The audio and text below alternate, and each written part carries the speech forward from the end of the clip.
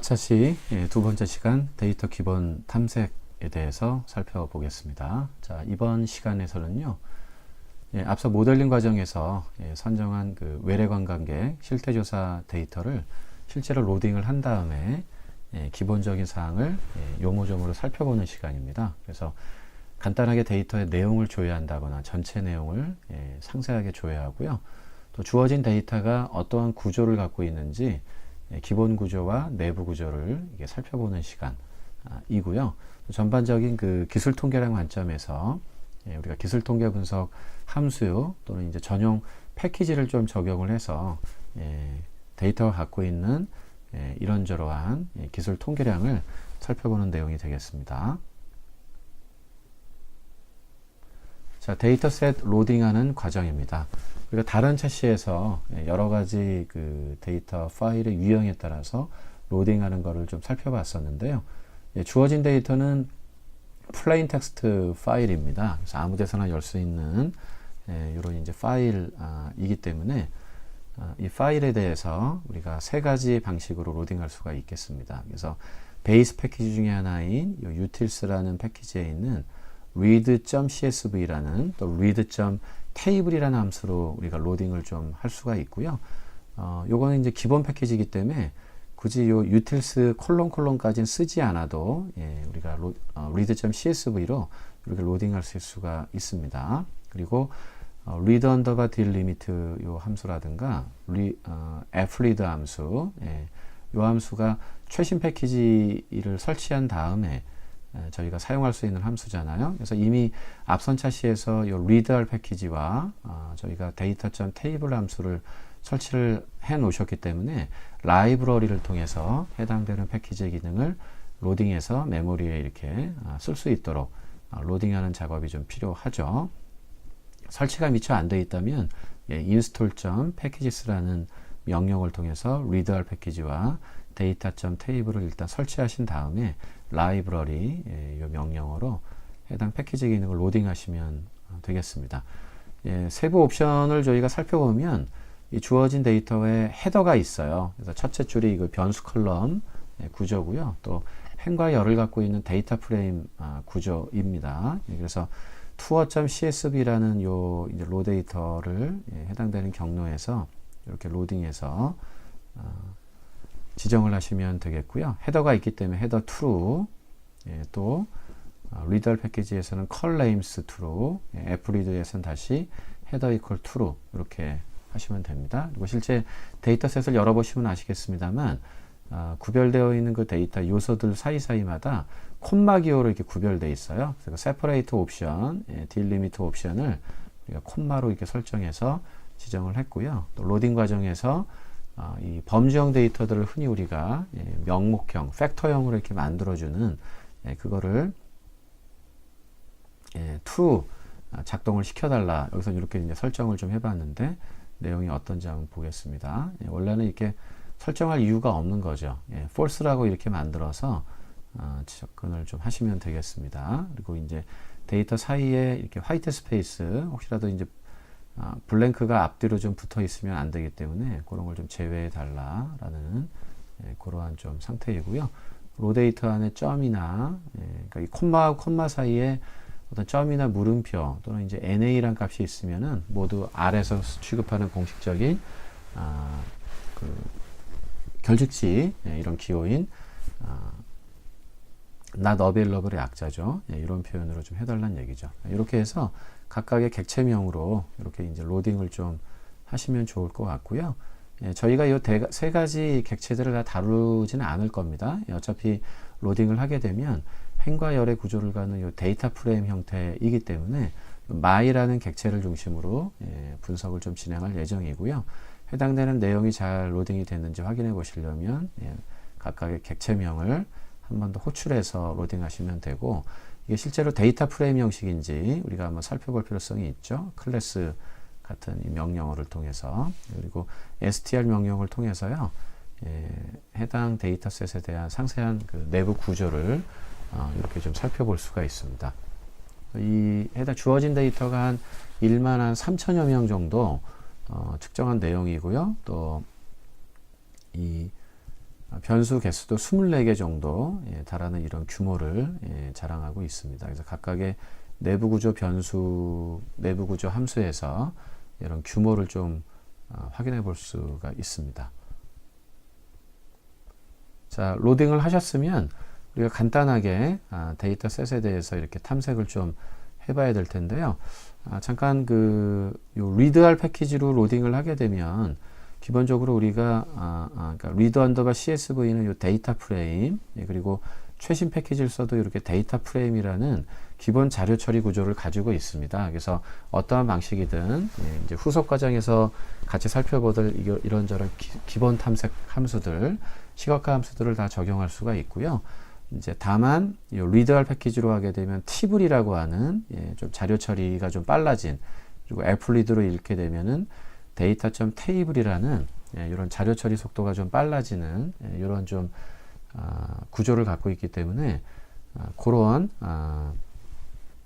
측면들이 이 my 언더바 tb라든가 my 언더바 요 dt 객체 안에는 좀 자료 처리 속도가 좀 빠른 그런 이제 구조가 내부에 들어가 있다 이렇게 되어 있습니다. 그래서 이 my를 가지고 분석을 진행하셔도 되고요.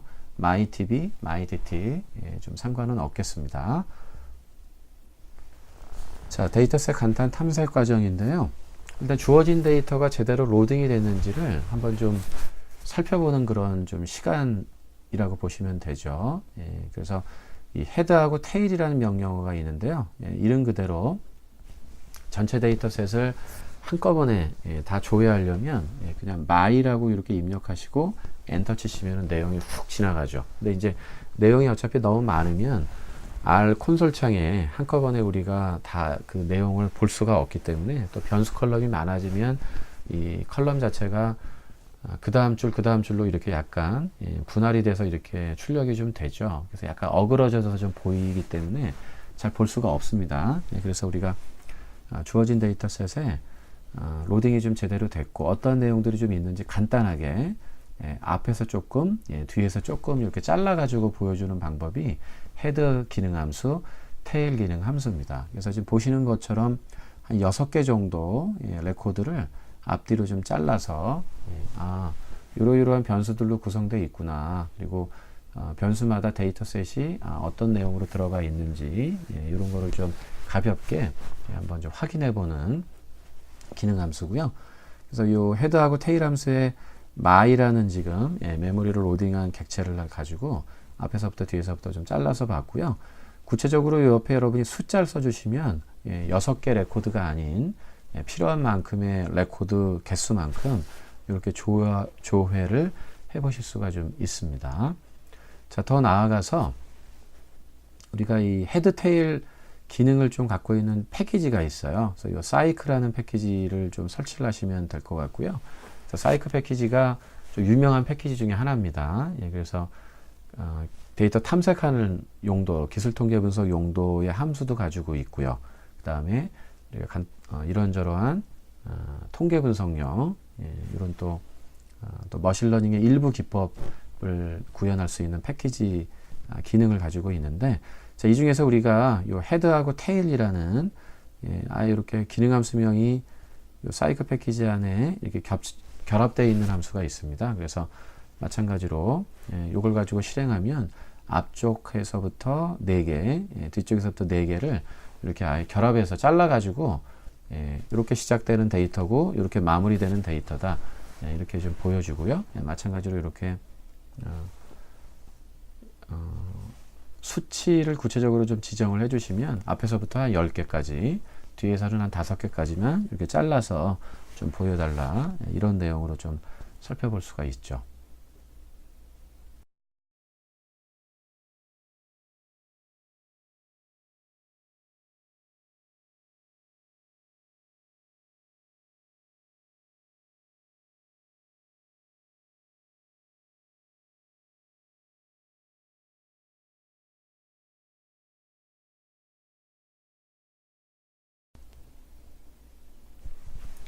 자, 그러면 우리가 데이터셋의 내용을 좀 간단히 또 전체적으로 한번 살펴보셨기 때문에 이 데이터셋의 어떤 구조적인 성격을 한번 좀 다뤄보도록 하죠. 그러니까 이 구조를 좀 알고 계셔야 우리가 이제 후속 작업에서 어떤 부분을 어떻게 좀 잘라낼지, 어떻게 처리할지, 그 규모라든가 또 우리가 부분적인 데이터를 추출할 때 갖고 있는 세부 요소 이름이라든가 이런 걸 좀 알아낼 수가 있습니다. 자, 그래서 그 메모리로 로딩한 이 데이터셋에 대한 행과열의 규모, 요소 항목 개수라든가 길이라고도 보통 얘기하는데요. 규모라는 다뤄야 되는 데이터의 어떠한 크기를 지칭하는 명칭을 규모, 요소 항목 개수, 길이라고도 보통 얘기를 합니다. 살펴보도록 하죠. 그래서 이 dim이라는 함수가 있는데요. 이건 디멘전의 약자입니다. 그래서 우리가 차원이라는 그런 의미인데 가로 세로 구조를 갖고 있는 이 데이터 프레임에 변수 컬럼, 또 이 레코드 개수, 요거를 우리가 차원이라고 보통 얘기하죠. 그래서 이 레코드 개수가 13,841개, 변수 개수가 24개라는 걸 이렇게 알 수가 있죠. 내가 다뤄야 되는 데이터 관찰치가 10,000개가 넘네. 그리고 변수 개수가 24개 정도 되는구나. 이런 걸 이렇게 간단하게 볼 수가 있고요. 자, 이걸 좀 활용해서 이런 좀 문구를 한번 출력을 하도록 하죠. 반드시 뭐 이런 과정을 거쳐야 되는 건 아닌데요. 우리가 이 R을 통해서 데이터를 지금 탐색하는 기술 통계 분석을 기본적으로 하는 그런 지금 과정을 좀 진행하고 있잖아요. 이런 과정에서 중간중간에 산출하는 데이터들을 후속 작업에서 활용할 수 있다는 걸 좀 보여드리기 위한 내용입니다. 그래서 요 dim my의 결과도 이렇게 어떤 그 다른 변수 안에 이렇게 저장 할 수가 있죠. 그래서 my underbar dim이라는 my라는 그 객체에 들어있는 차원 정보가 들어가 있다. 이런 뜻으로 장명을 했고요. 이 내용을 이렇게 출력하면 my underbar dim에 있는 내용을 또 이렇게 똑같이 출력할 수가 있고, 어차피 출력된 내용 보면 첫 번째가 그 레코드 개수, 두 번째가 변수 컬럼 개수이기 때문에 my dim에 있는 내용 중에서 첫 번째 요소를 출력해 달라. 우리가 왜 어떤 객체에 들어있는 데이터가 2개 이상일 때 부분적으로 인덱싱 할 수 있는 방법 중에 하나가 달러 표시하고 대괄호 방식이 있었죠. 그래서 요 대괄호 방식을 적용해서 첫 번째 요소를 출력해 달라, 두 번째 요소를 출력해 달라, 이렇게 얘기를 한 겁니다. 그래서 중간중간에 우리가 데이터를 다룰 때 전체 내용을 다 출력할 수도 있고요. 일부 데이터만 발췌해서 출력할 수도 있는데 그때 이런 대괄호 연산자나 또 달러 연산자를 활용해서 적절하게 필요한 그런 요소 값을 인덱싱 하시면 되겠습니다. 따로따로 이렇게 출력할 수도 있고요.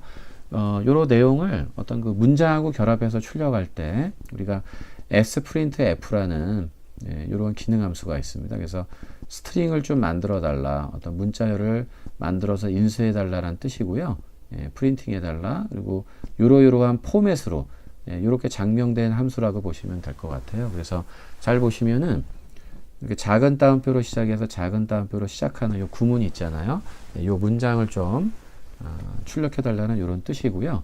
그래서 이제 대체로 이렇게 한글하고 화살표 기호, 콜론 기호, 콤마 이런 것들은 일반적인 그냥 캐릭터이기 때문에 그냥 그대로 출력을 하는데, 자, 여기 지금 %d%d라는 이런 부분이 보이시잖아요. 그래서 요게 일종의 변수 역할을 합니다. 그래서 메모리에 있는 어떤 변수에 있는 값을 끌어다가 이 자리에 출력을 해달라는 뜻인데, %d가 2개 있잖아요. 그래서 요 뒤에 있는 요 값을 갖다가 이렇게 끌어다가 순서대로 요 자리에 이렇게 출력을 해서 실제 출력을 할 때는 콘솔창에 데이터셋의 규모는 이렇다. 레코드 개수는 13,841개, 변수 컬럼 개수는 24개이다. 이렇게 변수와 일반 문자열을 결합해서 출력되는 내용을 좀 보고 계신 겁니다. 그래서 %d가 하나의 약속된 그런 표현이죠.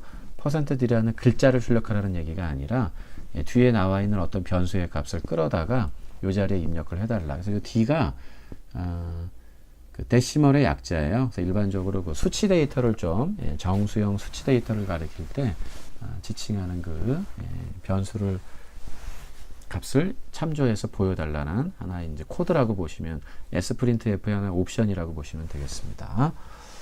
자, 그래서 데이터 규모를 이렇게 해서 좀 우리가 살펴봤고요. 그 다음에 우리가 이제 전체 데이터, 이 my라는 이름을 가진 전체 데이터를 한꺼번에 어떤 분석 함수에 넣을 수도 있지만 경우에 따라 이 레코드 양도 많고 또 변수 컬럼도 많기 때문에 일부 요소를 부분적으로 추출할 수가 있겠죠. 예, 그러시려면 우리가 행 이름이라든가 열 이름을 좀 알아야 필요한 변수 컬럼 일부만, 필요한 레코드 일부만 이렇게 좀 발췌할 수가 있기 때문에 행 이름을 파악하실 때 row names 또 row.names라는 함수가 있고요.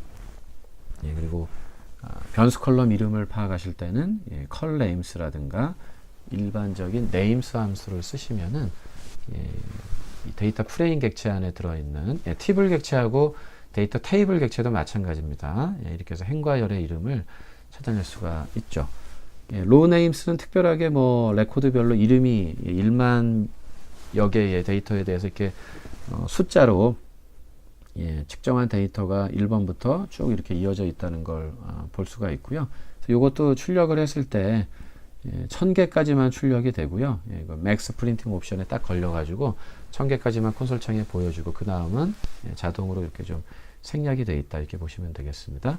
컬럼의 네임은 24개 변수, 첫 번째가 id, 11번째가 카운트, 21번째가 bf 언더바 이미지고요. 제일 마지막 24개 변수가 랩콤, 다른 사람한테 추천 의향이 있느냐 요거를 측정한 이런 변수 이름들로 구성되어 있다는 걸 알 수 있죠.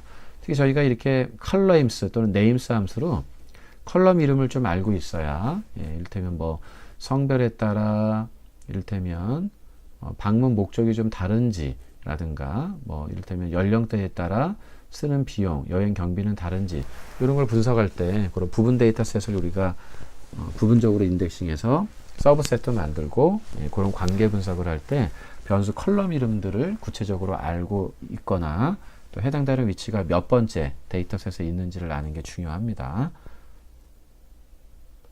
자, 내부 구조를 좀 자세하게 좀 살펴보는 방법을 좀 보도록 하죠.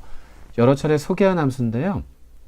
요 str 그 내장 함수 쓰시면 되는데, 요 함수는 utils라는 사실 7개 기본 패키지 중에서 들어가 있습니다. 그래서 요 기본 패키지 R 콘솔 요 베이스 버전을 설치하시게 되면 기본적으로 한 7가지 패키지가 같이 여러분 PC에 설치가 되고 R이나 RStudio를 실행하시면은 메모리에 이미 요 7개 패키지가 자동으로 둥둥 이렇게 떠 있죠. 그래서 우리가 왜 search라는 요 기능 함수를 실행하시면은 그 목록을 메모리에 로딩되어 있다는 걸 보실 수가 있는데 그 중에 하나가 요 utils 패키지예요. utils 패키지. 이런저런 뭐 데이터를 좀 탐색하고 전처리하는 그런 기능 함수들이 좀 묶여져 있는 패키지라고 보시면 되고요. 그 중에 하나가 요 str 패키지입니다. 그래서 이미 메모리에 utils라는 패키지가 떠 있기 때문에 소속 함수 str을 바로 이렇게 장명하시면 되죠.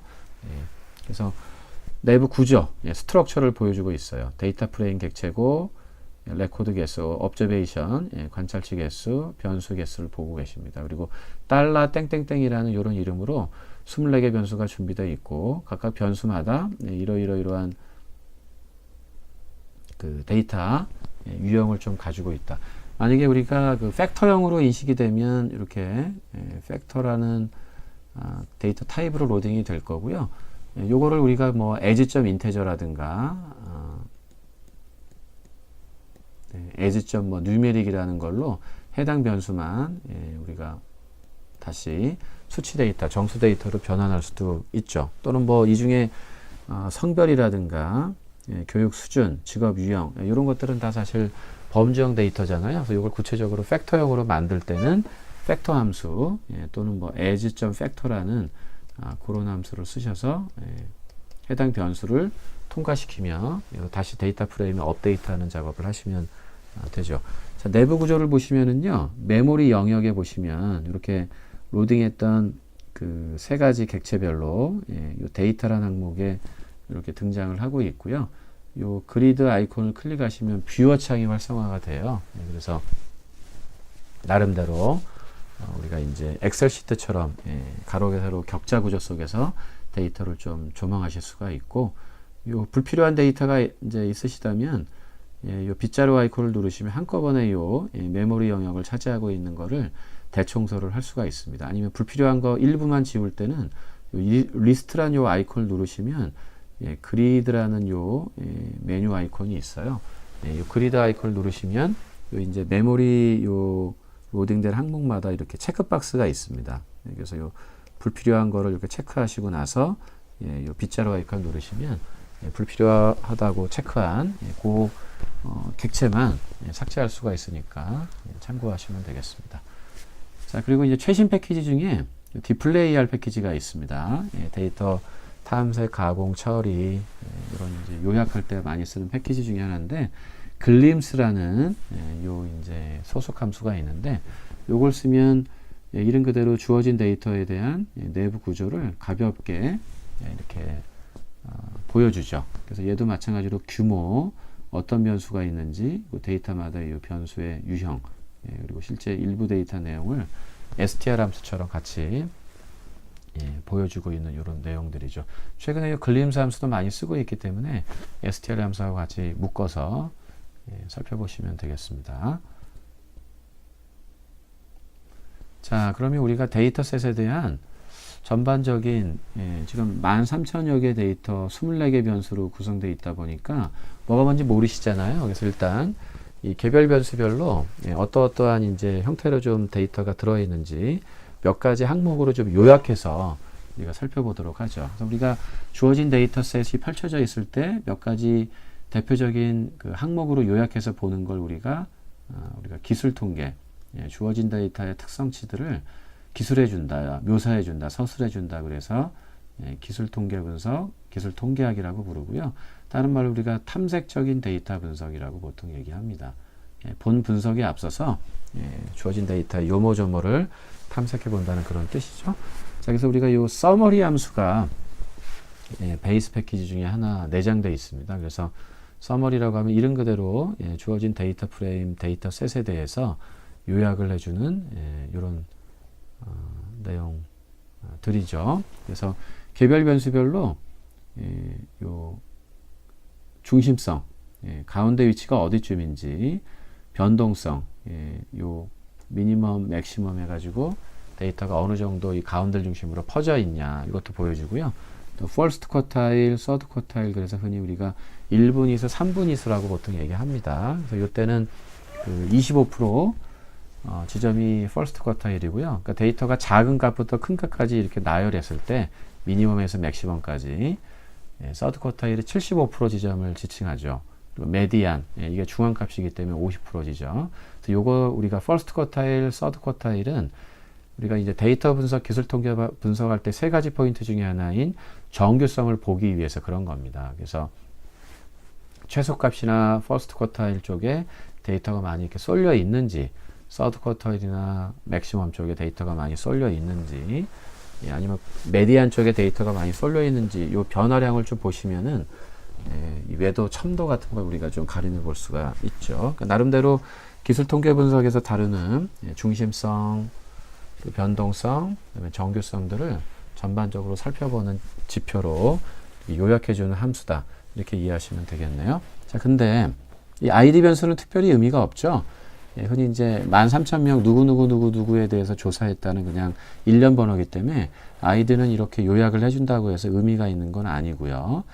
먼스 같은 경우는 미니멈이 1번, 맥시멈이 12번이기 때문에 1월부터 12월까지 뭐 13월이나 14월 같은 이건 이상치 같은 건 존재하지 않고, 또 NA라는 항목이 없기 때문에 모든 13,000여 개 레코드가 이 먼스 컬럼에 대해선 모두 데이터가 들어가 있다, 이렇게 볼 수가 있습니다. 가운데가 6월달, 평균적으로 6.4월 이렇게 되어 있고요. 성별은 남성이 1번, 여성이 2번. 이것도 가운데가 2번이고. 이때는 뭐 범주형 데이터이기 때문에 이렇게 평균치 같은 거 의미가 없습니다.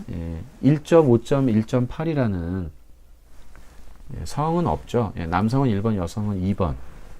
남성 아니면 여성이지 1.5라는 성은 없다는 얘기죠. 교육 수준 1번부터 4번까지 되어 있는데요. 뭐 고졸부터 뭐 대졸 이상, 뭐 기타 뭐 이런 타입이 있을 텐데, 여기 이제 그 학력에 대해서 응답하지 않은 이런 유저들도 140명 정도 있었다. 13,000명 중에서. 나중에 이런 결칙 데이터를 우리가 데이터 분석에 넣을 때는 적절하게 조금 제어하는 이런 사항도 같이 좀 살펴볼 예정이고요. 직업 유형은 12개 정도가 있나 봐요. 좀 자세하게 조사를 좀 한 것 같고요. 가운데가 5번 직업이 정사에 있고 이것도 응답하지 않은 경우도, 그래서 요 NA가 이제 그런 측면이 좀 있습니다. 그래서 주로 범주 데이터 같은 경우가 좀 이어져 있는데요. 거주 국가라든가 어떤 국가, 다른 국가를 이렇게 비교하다가 우리나라 왔는지 이런 걸 조사했는데 다 범주 데이터죠. 그래서 등간이라든가 그 비율 척도, 연속 척도가 아니라 먼스는 다항형, 젠더는 이항형, 에듀나 좌 뭐 이제 이런 것들이 다항형 스타일이고요. 이 에이지 변수는 일반 연령을 우리가 24살, 38살 이렇게 연속 스타일, 비율 척도, 등간 척도로 측정한 게 아니고 연령대로 측정한 겁니다. 연령대. 그래서 5살 간격 또는 10살 간격으로 이렇게 나눠서 측정을 했다는 걸 좀 알 수가 있습니다. 그래서 이것도 일종의 서열 척도겠죠. 요 에듀케이션도 서열 척도라고 좀 볼 수가 있고요. 그 다음에 이 사용 경비 한번 볼까요? 익스펜스라는, 이게 이제 일반적으로 여행 경비인데, 0원부터 맥시멈이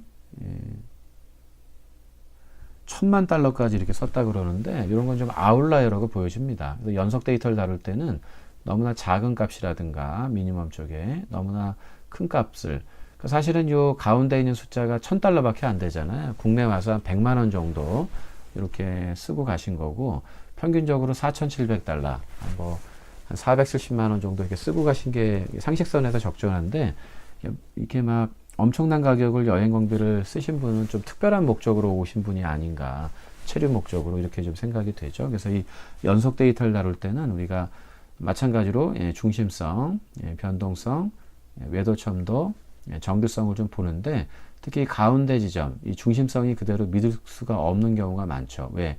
작은 값이나 큰 값 쪽에 이렇게 아웃라이어가 있기 때문에. 그래서 우리가 데이터를 다룰 때, 우리가 이 서머리 함수에 넣어서 기본적으로 이런 걸 살펴보실 때, 서머리 함수가 이게 요약을 해주는구나, 기능을 외우시는 게 중요한 게 아니라 개별 변수별로 데이터 내용, 어떤 게 좀 시그널 데이터고, 전처리해야 될 이런 결측치라든가 이상치가 어디에 숨어 있는지 이런 걸 좀 살펴보기 위해서 다루는 내용이다, 이렇게 보시면 되겠습니다.